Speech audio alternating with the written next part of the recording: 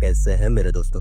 इसके पिछले एपिसोड की लिंक आपको डिस्क्रिप्शन में मिल जाएगी, आप वहां से देख सकते हैं। अब यहाँ पर काफका को फर्स्ट डिवीजन में ट्रांसफर कर दिया है, पर गेन जो कि फर्स्ट डिवीजन का कैप्टन है वह उसके बदले में काइजू नंबर 8 को हथियार बनाना चाहता है। बट काफका ने एक प्रॉमिस किया है कि वो बिना वेपन बने उनके काम आ सकता है। तो क्या अब काफका अपनी बात को प्रूफ कर पाएगा या फिर वह एक वेपन बनकर रह जाएगा? तो चलिए देखते हैं। अब यहाँ पूरे शहर में भूकंप आया होता है और यह भूकंप सबको महसूस भी होने लग जाता है और बिल्डिंगें टूटना स्टार्ट हो जाती हैं, पर किसी को भी समझ नहीं आ रहा होता है कि यह सब क्या हो रहा है। तभी सब लोग नोटिस करते हैं कि शहर के बीचों बीच एक बहुत बड़ा गड्ढा बन चुका है और उसके अंदर से बहुत सारे काइजूस बाहर आना स्टार्ट हो जाते हैं जो कि एंड्स जैसे दिख रहे होते हैं, जिस वजह से पूरे शहर में भगदड़ मच जाती है। अब यहाँ पर दूसरी तरफ फर्स्ट डिवीजन की ट्रेनिंग चल रही होती है और सभी लोग बहुत बुरी तरीके से थक चुके होते हैं, पर काफका एक्स्ट्रा ट्रेनिंग कर रहा होता है क्योंकि उसे अपनी वर्थ प्रूफ करनी है वहां पर, क्योंकि अगर वो ऐसा नहीं कर पाया तो उसे मार दिया जाएगा। अब किकोरू फर्स्ट डिवीजन के कैप्टन के पास चली जाती है ताकि वह उससे पर्सनल लेसन्स ले सके, ताकि वह और भी ज्यादा पावरफुल बन सके। लेकिन वह जैसे ही गैन के कमरे में जाती है वह देखती है कि गैन पहले से ही उसके सामने झुका हुआ है। वह कहता है कि प्लीज मुझे पैसे दे दो, पता नहीं कैसे मेरे अकाउंट में के सारे पैसे गायब हो चुके हैं। किकोरू कहती है क्या बकवास कर रहे हो तुम, एक बार अपने पीछे देखो, तुमने कितने सारे बॉक्सेस ऑर्डर कर रखे हैं और तुम्हें शर्म नहीं आ रही क्या अपने एक जूनियर से ऐसे पैसे मांगते हुए। गैन कहता है प्लीज ऐसा मत करो मेरे साथ। किकोरू कहती है चुप हो जाओ और मुझे ट्रेनिंग दो। लेकिन तभी वहां पर एक काइजू अलर्ट बजने लग जाता है, जिस वजह से फर्स्ट डिवीजन को काइजू के साथ निपटने के लिए बुलाया जाता है और वह सभी लोग इसके लिए तैयार हो जाते हैं। पर गैन को बहुत ज्यादा गुस्सा आ रहा होता है क्योंकि वो काइजू की वजह से किकोरू से पैसे नहीं मांग पाया। अब यहाँ पर सभी लोग काइजू से बचने के लिए शेल्टर की तरफ भाग रहे होते हैं, पर सारे शेल्टर्स बहुत जल्दी फुल होने लग जाते हैं, जिस वजह से लोगों को रास्तों को बदल कर जाना पड़ता है। और इसी वजह से यहाँ पर एक छोटी सी लड़की को चोट आ गई होती है और वह अपने भाई से बोलती है कि भाई मुझे डर लग रहा है। यह बोलता है कि चिंता मत करो, फर्स्ट डिवीजन रास्ते में ही होगी और मुझे पूरा यकीन है कि गैन बहुत जल्दी इन काइजूस को हरा देगा। तभी एक काइजू वहां पर आ जाता है, जिस वजह से वो बच्चा अपनी बहन को बचाने के लिए उस काइजू के सामने आ जाता है और उससे पूरा भरोसा होता है कि गैन आकर उसे बचा लेगा। लेकिन वह काइजू उसे खाने के लिए आगे बढ़ रहा होता है और तभी हम देखते हैं कि गैन वहां आकर उस काइजू को मार देता है, जिसे देखकर वो बच्चा हैरान हो जाता है। गैन कहता है ओए बच्चे, तुमने मेरे नाम के आगे कैप्टन क्यों नहीं लगाया, इसलिए अब तुम्हें मैं सजा देता हूँ। तुम्हें इंटरनेट पर जाकर कैप्टन गैन कूल है करके 10 बार लिखना होगा। तभी वहां पर कुछ सोल्जर्स उन बच्चों को सेफ्टी जोन में ले जाते हैं और फर्स्ट डिवीजन के प्लेटून लीडर अपनी अपनी स्क्वाड को लेकर अलग अलग जगहों पर काइजूस को डिस्ट्रॉय करने चले जाते हैं। तब गैन सभी को काइजूस को अपने हिसाब से मारने के लिए कहता है और उन्हें यह भी बताता है कि अगर कोई काइजू बच जाएगा तो वह लोग उन्हें न्यूट्रलाइजेशन जोन में भेज देंगे, जहां पर किकोरू और काफका उन काइजूस को मार के गिरा देंगे ताकि गैन यह देख सके कि वह दोनों कितने काबिल है। अब हम देखते हैं कि यहाँ हेडक्वार्टर्स में सभी लोगों ने सभी स्क्वाड्स के ऊपर नजर बनाई हुई है और सभी लोगों के बारे में जानकारी इकट्ठा कर रहे होते हैं ताकि उन्हें पता चल सके कि सभी लोग सही सलामत शेल्टर्स में पहुंच चुके हैं कि नहीं।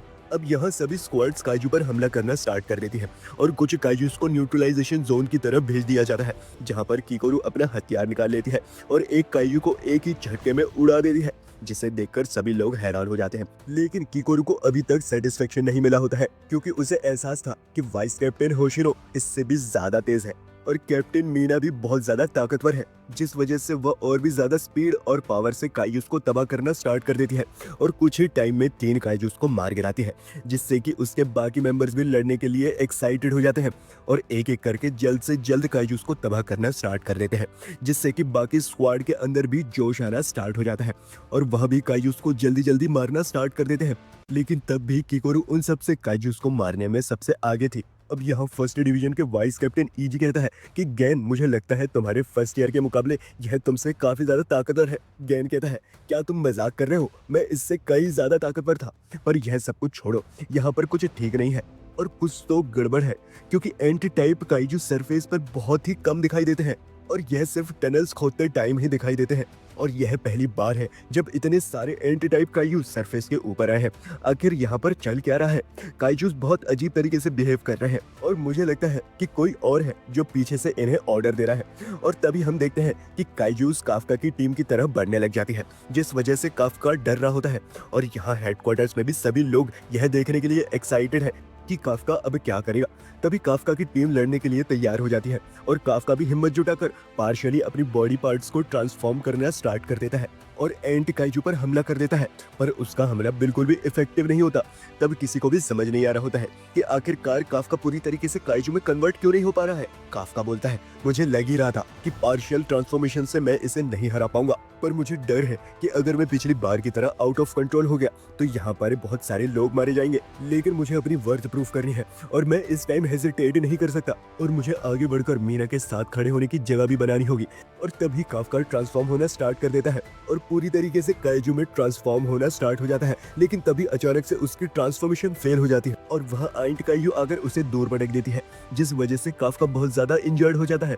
और यहाँ पर सभी लोग यह देखकर काफी ज्यादा हैरान हो जाते हैं कि काफका ट्रांसफॉर्म नहीं हो पा रहा है, जिसके बारे में वह सभी लोग बातें करने लग जाते हैं। और तभी अचानक से जिस जगह पर काफका की टीम होती है वहीं पर उन्हें एक न्यू काइजू के होने की अलर्ट मिलने लग जाती है, जो कि काइजू नंबर 8 की तरह ही ताकतवर होता है।